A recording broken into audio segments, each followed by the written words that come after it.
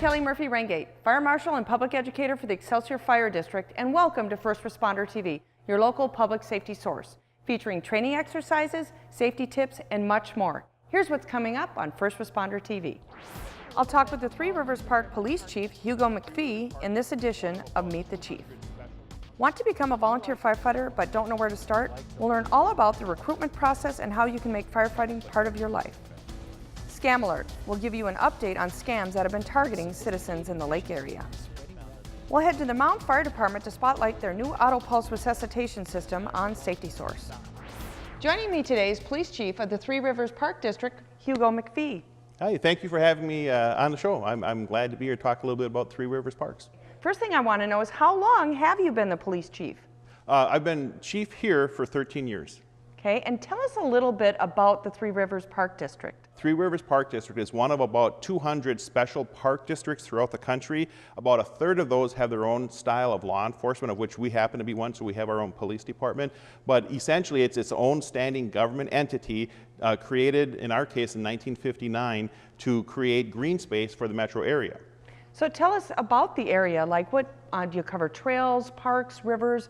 What exactly does your police department cover? Okay, so the three rivers basically are Minnesota, Mississippi, and Crow, and so the parklands cover the three watersheds of that area. Essentially, it's the 6-county metro area, primarily Hennepin and Carver County, but we have properties in Scott County, Dakota, Ramsey, and Anoka. Okay, so tell me, what's the difference between your police department and a traditional police department as we know it? Okay. So essentially, if you would think of law books on your shelf at home, most police departments focus on maybe a foot or two of statutes that they need to be aware of and enforce. We do the same. We still enforce drug offenses and domestics and DWI and those sorts of things, but we also do land management, pollution. We have our own brand of ordinances that we also enforce. And so it's the same essential duties that other police agencies do, but we add to it pollution and land management and encroachments and those sorts of things. So with all those things that you just said, do your officers need special skills or special training outside of regular police departments? They do. So the type of officer we look for is somebody who really is grounded in conservation practices, or they have a love of working with people, hunting, fishing, that sort of thing. In addition to the law enforcement perspective, we can teach the law enforcement side of things, but not everybody has a love for the outdoors and a commitment to the outdoors. So we look for a different type of officer, typically who is most successful for us, very much akin to perhaps like the Department of Natural Resources. That's a different type of officer to be a conservation officer versus traditional policing. So I'm taking a guess here that you probably work really closely with the DNR. Do you work closely with other entities that people might not realize? Sure. So the DNR is one of our big partners, as is the Sheriff's Office, but in our patrol area, there's 36 different police departments and 6 different Sheriff's Offices, and so everybody likes things done a little bit differently, you know, especially the size of the agencies and that sort of thing. So we try to work collaboratively with everybody, and really it's about partnership. What we focus on are, we call it non-duplicative types of enforcement. So we'll focus on the conservation or land management and those sorts of things, or search and rescue. We have an expertise in ground search and rescue. So we tend to focus on those things in addition to the others, but when we have downtime, we're focusing on you know, fishing and hunting and pollution and things like that. So can you tell us about some other skills that your officers have? Well, in addition to the ground search and rescue that I mentioned earlier, most of our staff, most of our officers are certified emergency medical technicians, so EMTs, and everybody else would be an EMR or first responder. So that's a little unusual, but because of our remote locations and time for ambulances and other rescue personnel to arrive, it's important that we're able to respond and provide that immediate care. So. Now, when we first sat down, you pointed out that your uniform is green, unlike the State Patrol that's brown and other departments that are brown and other police departments are blue. Tell me a little bit about the green. Sure. So we wanted to have a different looking uniform because I think what we do as a law enforcement agency is different. We're just like a number of the other police departments that you see in pretty much anywhere in the state, but we focus on something I call collaborative cooperation. So we think when people make a mistake, at least in the parks, it's actually a mistake. It's not a conscious effort to, you know, to commit a violation or something like that. Sometimes it is conscious, but for the most part, we think it's not. So we wanted to have a look that was different than other agencies, and so we think this is a softer look, a more approachable look. Nobody else in the state has the dark green. In fact, nobody in the Midwest has the dark green, so that was kind of an appeal to us. We wanted to be different because we think we are different. Now, you also take care of the trails that run through a lot of the cities, Correct. like the LRT trail. Yes, yes. So here's a couple of quick pointers as we get. It's winter now, but it'll be spring before you know it. So it's confusing for bikers and motorists as far as who has the right-of-way. If it's a crosswalk, meaning that it's either signed as a crosswalk or it's painted across the roadway, that's a crosswalk, and then people who are on the trail or the crosswalk, whether you're biking, walking, pushing your bike or whatever, they have the right-of-way over vehicles.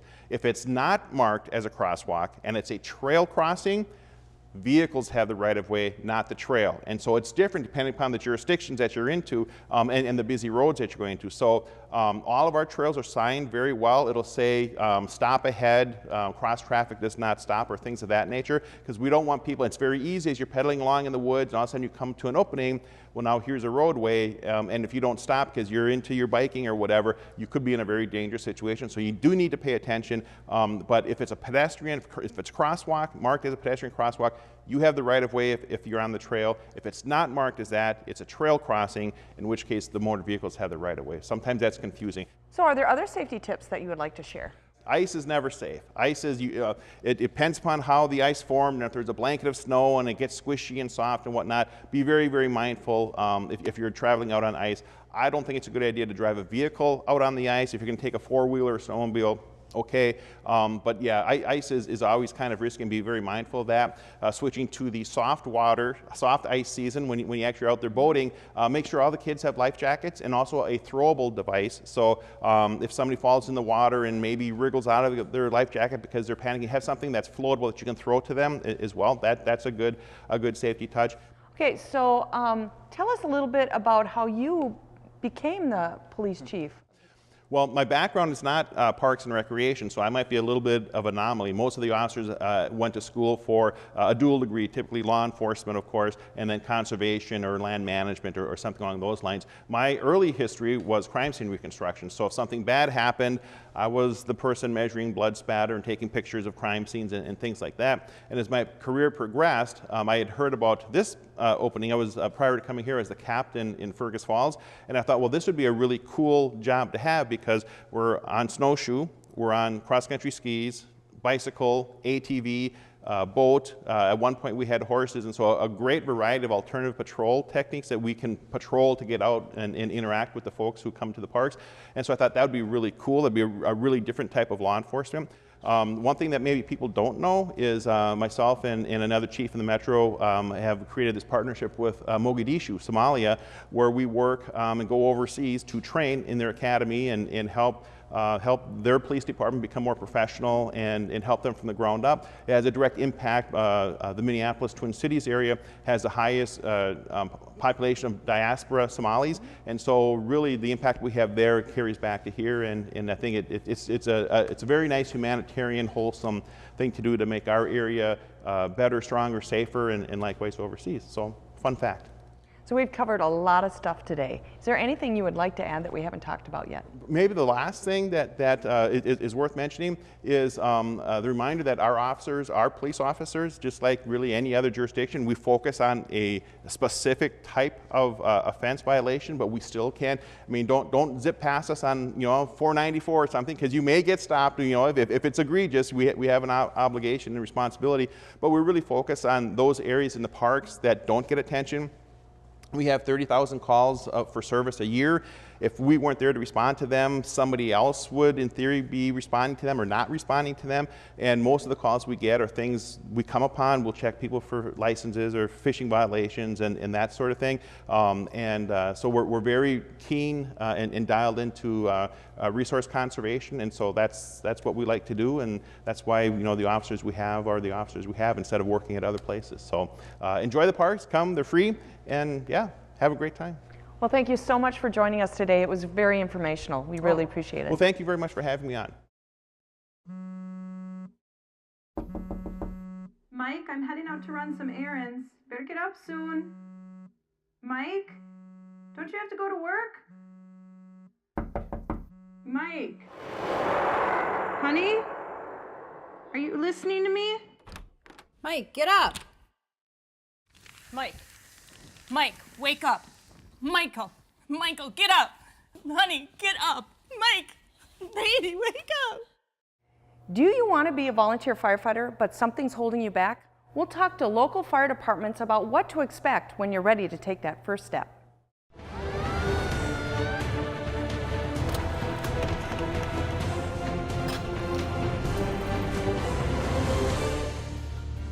Why be a firefighter? There's so many key components, but let me give you three. I think key parts are team, the family connectedness, and the community connectedness. Pride and ownership, you know, in serving your community, the camaraderie and the brotherhood of the fire service, whether you're a man or a woman. In our department, there's 40 firefighters that become your friend. It's almost like having a second family joining the Loretto Fire Department, and that's the fun about it, is you build this bond with these people, and it's just it's an enjoyable time. We have between 40 and 50 firefighters with all different types of skills. We can put them in a crew together and you know, really work efficiently.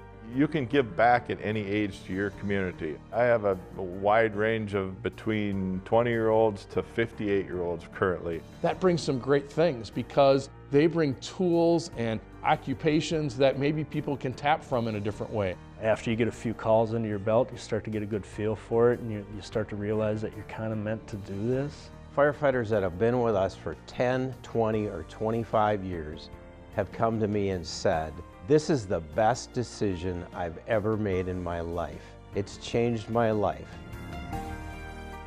So every fire department has a little bit different requirements with what it might take for them to be able to be a firefighter. But general requirements are that you're going to be at least 18 years of age, you're going to have completed high school or a GED equivalent. You need to have a valid driver's license. You need to pass a physical exam that the fire department pays for. And then it would be background checks and perhaps a psychological evaluation or a medical evaluation to be able to go through and make sure that they're a good fit. And then one of the other parts that's really becomes important is you might live in or near that area because response times are such a big part of that. To become a firefighter, you need to go through Firefighter 1, Firefighter 2, Hazmat Operations, and EMR Responder. That's for the medical training. It's all paid for, and you typically are going through it with other people that you're going to be on the department with. Some recruits want to do it all right up front and they want to do it all right away. Some want to spread it over a period of time, and so that flexibility is there to be able to do that. You do not have to complete those before you can go out on a call. Usually firefighters in our organization are out on a call approximately 3 months into their careers. We're never going to have anybody who just finish a class come in and do something that they know nothing about. We never go beyond our scope of what we know. It's very rewarding once you get through that Firefighter 1 and Firefighter 2, and that initial training is, you're part of that fire department family. After that initial training, then we train every week. And we know that everybody can't be there every Thursday, but what we look for is core training, fire skills, medical skills. Car crashes, boat fires, people through the ice. The requirements within the department for people keeping their certifications up and all that are met by the weekly trainings. So it's about 6 to 8 hours a month, which amounts to roughly 80 hours a year. Pretty typical that people would say 25–30% of the calls. We always tell people that as long as you continue to be active in coming to calls and active in training, you're never going to have an issue staying at what those minimums are. When they say volunteer fire department in Minnesota, they mean typically paid on call. So all of your training, all of your calls, all of your meeting, any type of events we pay for. The average firefighter in our department earns about $5,000 to $6,000 per year. So they're not going to certainly get rich at doing that, but it's certainly something to offset the costs that we're taking them away from family or work or other things that they're doing. And another piece, I think, is the pension component. And that's certainly a nice compensation that happens at the end of your service. Part of the reason I decided it was good to be on this fire department is I worked from home. I'm like, well, I can spare a couple hours here and there to respond to the fire department. One of the reasons why we have 40 or more paid-on-call firefighters is because we know people can't come to every call. They're not available at every time. You might be away at work, and that's okay, but somebody else is here. We average about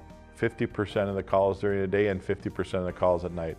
So you're able to give back in the evening when you're home available. I think that's the biggest thing, is when you're available and you're able to respond and help out our department is what we appreciate. And those calls relate from fire-related calls to medical-related calls to crashes on our roadways to what we classify as special-related calls, or things that might happen out on the lake or in some of our other areas. Training happens on every scene. Our officers and our training department will be there and talk about what we could have done better or why we did something we did. Anybody that has reservations about it or even thinks they want to be a firefighter should at least look into it. There's very few people that we hire that we lose. Once they've gotten into it, it becomes a lifestyle and it's very rewarding. When you join the fire department, not only is it you joining, but it's your family joining. As they grow up in the fire service, their families grow up in the fire service. And so we find that being a pretty neat and connected environment as well. My first thought was, well, I'm never going to be able to juggle all that, but I did it anyhow. And then when you get in, you find out it's not quite as difficult to juggle as you think. I think it's one of the best choices I ever made. I've got 47 brothers and sisters that I didn't have 5 years ago. A lot of people see the firefighter walk down the street. They look up to a firefighter. They look up to him and say, that person was out at my house and they came and they helped me that day. And to walk around and hear that from the community and to know that's what you're giving back, there is a huge sense of pride. You feel so proud for being part of that organization, being able to do that. If you like a challenge, you like to learn new things, you like to work with a team of fun people, help your community, consider joining the volunteer fire department. You won't regret it.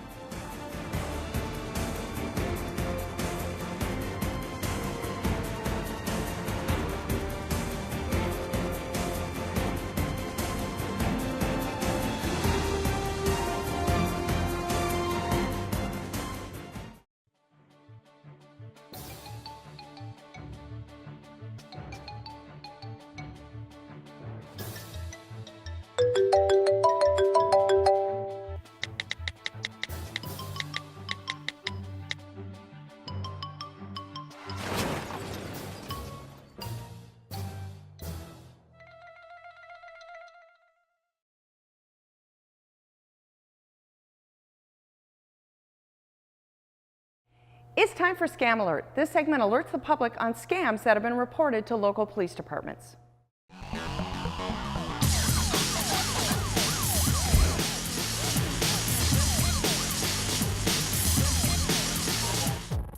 A sophisticated phishing scam is spreading rapidly among people using Google email accounts. You receive an email stating that the sender has shared a document in Google Docs with you. The message includes a link to open in Docs, which isn't unusual when using Google Docs. If you click the link, it will take you to the real Google login page. However, once you log in, you'll be redirected to a malicious third-party site that asks you to grant permission to access your email account. If you grant permission, your account will be compromised. Cybercriminals can then send similar spam messages from your account to your contacts to target more victims. This scam is believed to bypass current safeguards such as two-factor authentication and email alert mechanisms. You'll need to change your email account password if you clicked on the document or any links in the phishing email. Be sure to use strong and unique passwords on all your accounts. And remember, pause and think before you click on any links. You should report any phishing scams to your local police department. A resident in the South Lake area received a letter from scammers pretending to be from Publishers Clearinghouse. The letter congratulated the resident and provided a sponsorship check to assist with expenses for claiming the prize. However, the letter and check were found to be from imposters and not real. Publishers Clearinghouse does not ask you to send money or prepaid gift cards in order to claim a sweepstakes prize. If you are sent a check and told it's a partial prize, do not cash it and send a portion back to claim the full prize. If you deposit the check, the money may become available to you within a short time. But just because you can withdraw the money doesn't mean the check is good. It can take weeks for the forgery to be discovered and the check to bounce, and then you're out the money you owe the bank. Scammers hope that if you believe the check is real, you'll be willing to send them the money back. If you receive any letters like this, contact the Hennepin County Sheriff's Office Dispatch Center at 952-258-5321. Scammers posing as United States Marshals have been threatening to arrest or fine people for missing jury duty and tricking them into sending money. The imposters use spoofed phone numbers that look official and steal the names and badge numbers of legitimate law enforcement officers. They tell people they'll be arrested unless they buy a prepaid debit or gift card and pay the fine immediately. Once you buy the card and give the scammers the numbers, they'll take the card's value and your money is gone. If a fake U.S. Marshal or any other government imposter calls you with a jury duty warning, hang up. Don't send money by prepaid card or wire any money. You usually can't reverse or trace the transactions. Scammers can also fake caller ID information, so don't trust a name or number just because of how it appears on your phone. If you receive a call like this, report it to the Federal Trade Commission and to your local Marshal's Service District Office.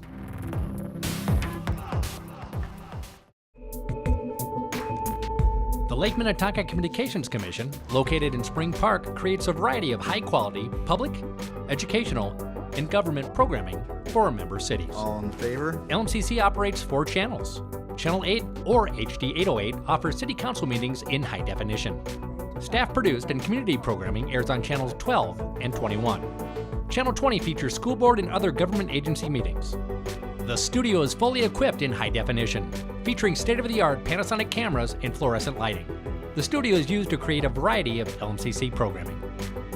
The LMCC production van is used to cover a variety of events in the community in high definition, including high school sports, concerts, and community forums. If you live in one of our member cities and are interested in producing your own show or using your talents for a production, please contact the Lake Minnetonka Communications Commission.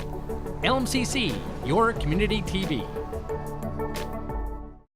On Safety Source, we'll head to the Mound Fire Department and learn all about their AutoPulse resuscitation system.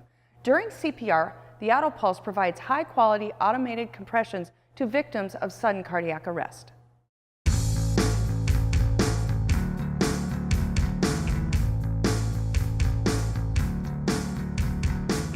AutoPulse is a device that allows us to do CPR on a person without having our hands on them. They've found that these devices typically do a better job than manual CPR just because it can give consistent compressions. This particular device constricts the entire torso, which allows for better blood perfusion.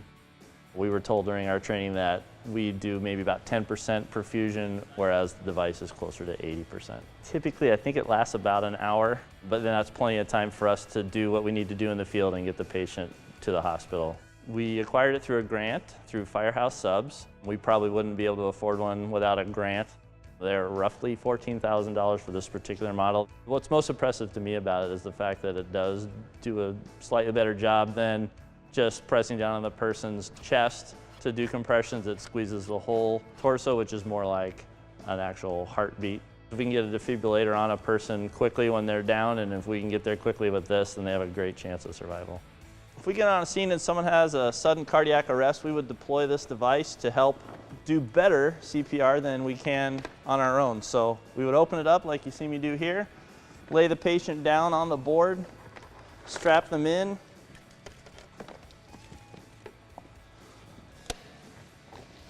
so we take the life band, attach it. It's very simple, just Velcros. Pull the life band straight out, make sure the person's in the proper position.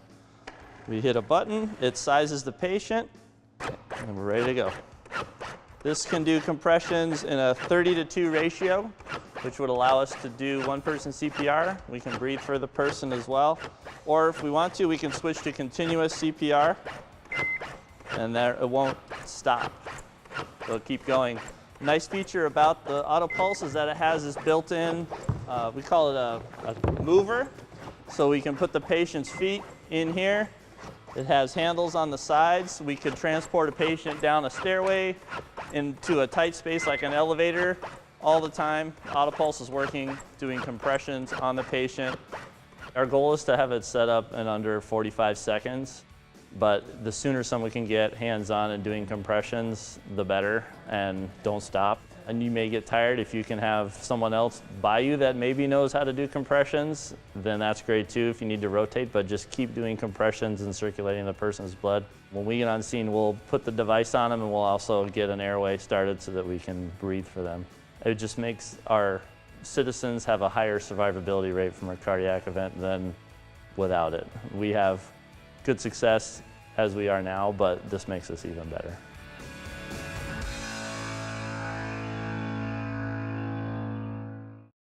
Thank you for watching First Responder TV, your public safety source. If you have an idea for a segment, a public safety or fire prevention event, please let us know.